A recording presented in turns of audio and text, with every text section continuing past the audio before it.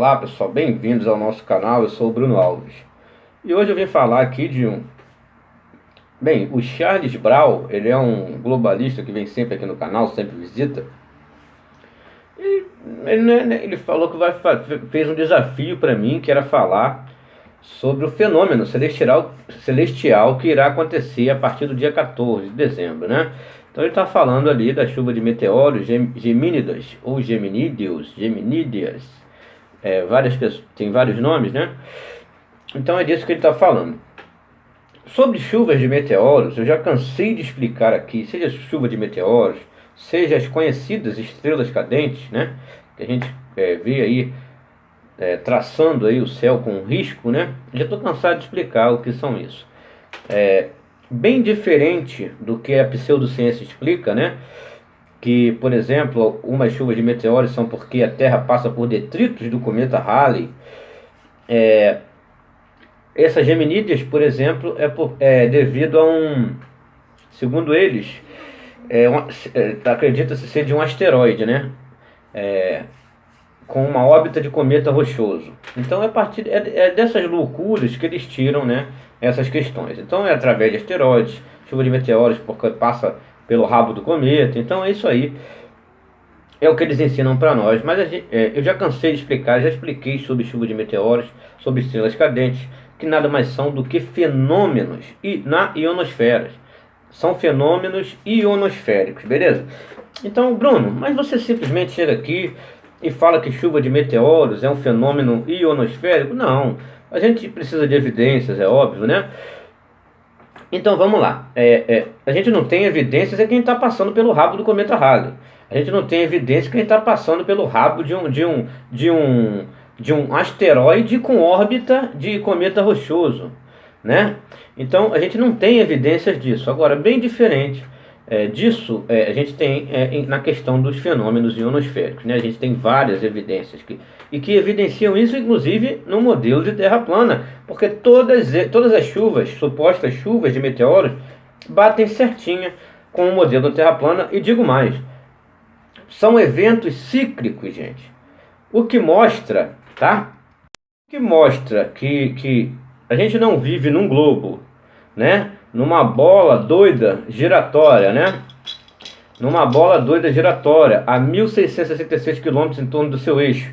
E sabe-se lá a quantos milhões de quilômetros por segundo em torno do universo, junto com a Via Láctea e com toda essa loucura. Tanto a gente sabe que isso não acontece, que justamente por conta da ciclicidade, né, desses eventos. Então, as chuvas de meteoros são supostas chuvas de meteoros, que nada mais nada menos são que fenômenos ionosféricos. Provam que a gente vive numa Terra plana e estacionária. É a maior prova disso, porque são eventos cíclicos. Então a ionosfera, a camada ali que fica entre 60 e 1.000 quilômetros de altitude, ali ela possui... Por que o nome ionosfera? Porque ela é composta de íons. E o que são íons? São partículas... elas são... Não é partícula não, gente, perdão. Elas são um elemento químico eletricamente carregado, né? Isto é, que perde ou ganha elétrons. Beleza? Então vamos lá. Então a gente tem essa evidência, que a ionosfera, inclusive os sinais podem ser captados lá, tá? Sinais de rádio, televisão e tudo mais. Eles falam que vai até 30 MHz, mas não. É possível chegar até 3 GHz captados na ionosfera. Então vamos lá. Nós temos, então, sabendo, tá, que a ionosfera é composta de íons, que são nada mais nada menos do que elementos químicos eletricamente carregados, que ganham ou perdem elétrons. Nós temos então os íons. Quando o Sol ele passa e deixa sua irradiação ali, certo? Ele passa e deixa sua irradiação naquela localidade, ele libera. Então vocês podem pesquisar, não sou eu que estou falando aqui. Então vamos lá. O Sol, a radiação, ele insere grande quantidade de elétrons livres, né, em seu meio. Em que meio? Na ionosfera, que eu estou lendo. Eu vou ler aqui sobre a ionosfera. o maior agente de ionização da ionosfera é o Sol, cuja radiação insere grande quantidade de elétrons livres em seu meio. Então, nesse momento, a ionosfera é ali composta de íons. Nesse momento que o Sol libera essa irradiação e liberando elétrons livres na ionosfera, a gente tem o exemplo de chuvas de meteoros e outras questões como estrelas cadentes, né? Isso a gente pode, é só olhar para o céu, isso aí, gente, a gente não pode negar porque isso acontece, é só observar, beleza? Então, mas só que não é da forma que eles falam, esse fenômeno não vem das coisas que eles falam que são, entendeu? Não vem de detritos do cometa Halley que passando no rabo do cometa Halley, um cometa que passou em 86, tá? E o que é cometa, Bruno? É um astro que possui um movimento diferente, assim como as estrelas errantes, assim como então existem astros, né? Que possuem, eles possuem uma movimentação diferente, tá? A diferença é essa. Então o que acontece? Aí as pessoas perguntam, Bruno, e para onde ele vai? Ele vai para um local onde não possa ser observado, tá? E depois, num determinado tempo, ele volta a ser visto novamente, tá? Então, fica fora do nosso alcance de visão, do alcance do observador.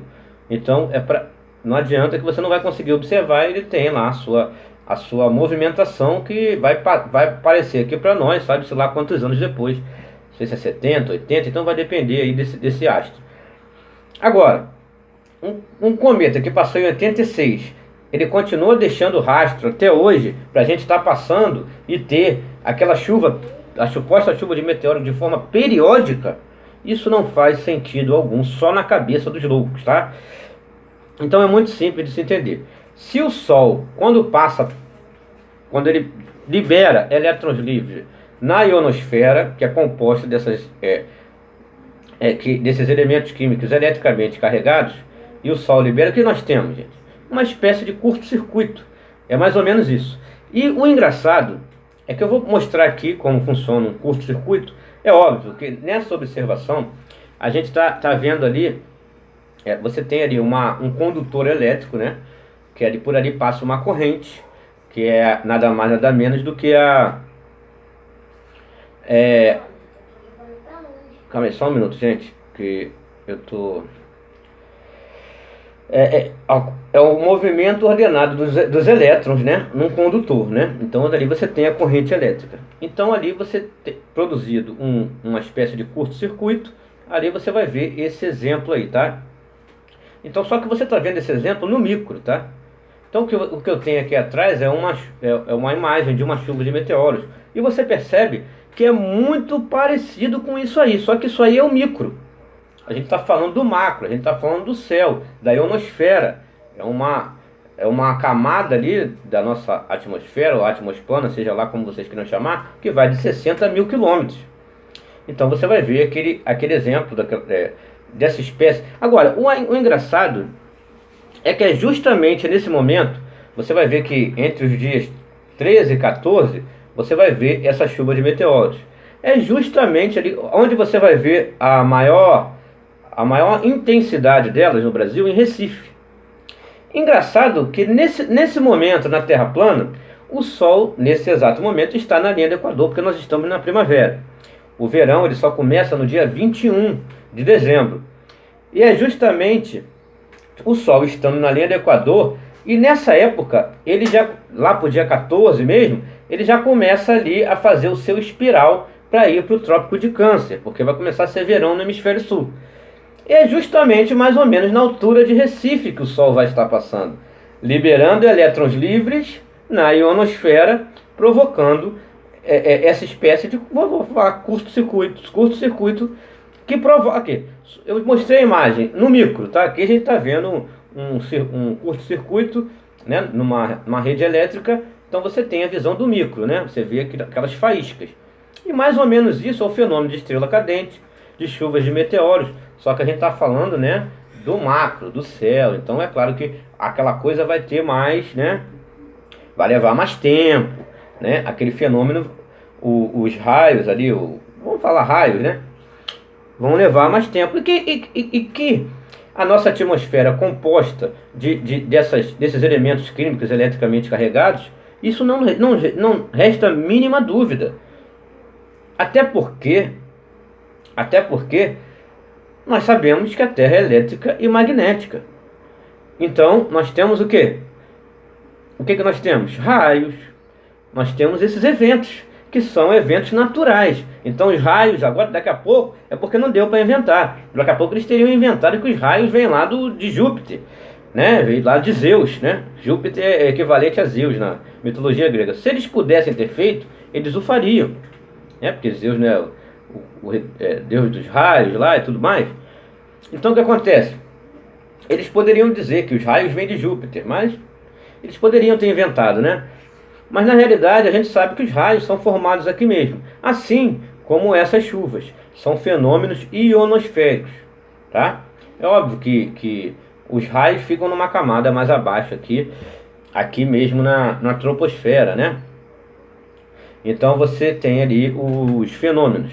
Mas na realidade a ionosfera, que fica numa camada de 60 a 1000 km de altitude, ela é composta de íons, e sabendo que o Sol ele é o maior ionizador dessa camada da atmosfera, libera elétrons livres ali, e justamente nesse momento que o Sol está fazendo seu giro em espiral, que ele vai para o Trópico de Câncer, que ele vai estar passando mais ou menos ali em Recife. Recife será o local que terá a maior incidência dessas chuvas de meteoro. Então, isso só comprova que a Terra é plana e estacionária. Isso só desaprova uma Terra a milhões de quilômetros por segundo vagando no universo. E pegando aí resíduos do rabo do cometa Halley, ou do rabo de um asteroide que teria órbita de cometa rochoso, não faz sentido algum. Nós não estamos a milhões de quilômetros por segundo no universo. Como que esses eventos podem ser cíclicos assim? Existem chuvas de meteoros que são relatadas há séculos e séculos atrás. Então, por quê? São eventos que sempre ocorreram, sempre ocorrerão, justamente. E a ciclicidade desses eventos só mostra que todo esse modelo apresentado pela pseudociência é fraudulento. Então, o que é as Gemínidas não é que a Terra está passando aí no rabo de um asteroide que tem órbita de cometa rochoso nenhum.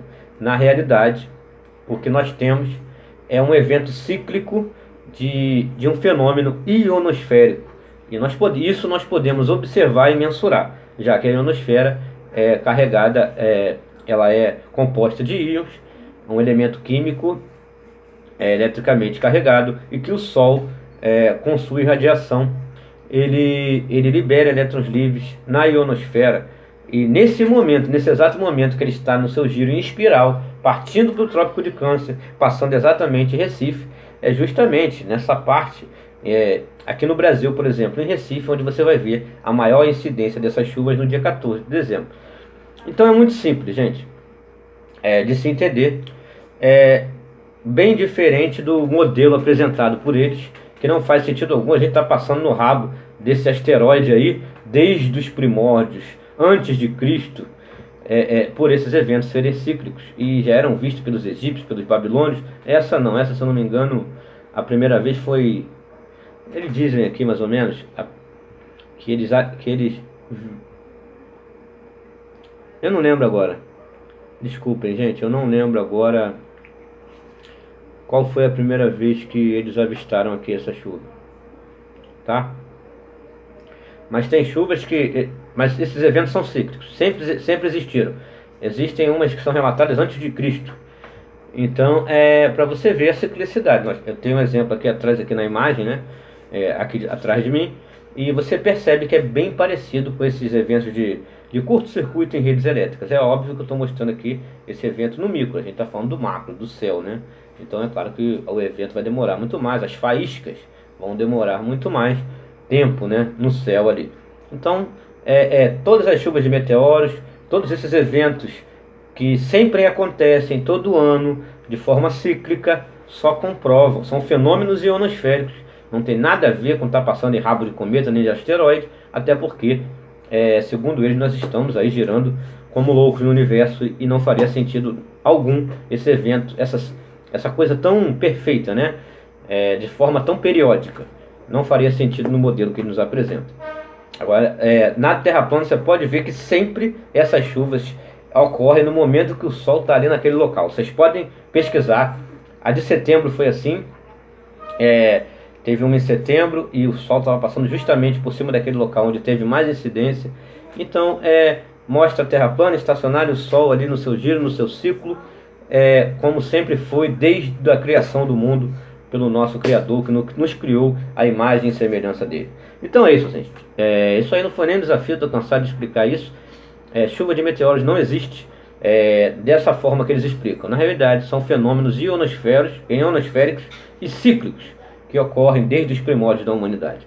Estaremos sempre juntos aqui em busca da verdade, doa quem doer, mistérios do mundo, conteúdo original. É nessa hora que o Globaloid chora e mamãe não vê. Tamo junto.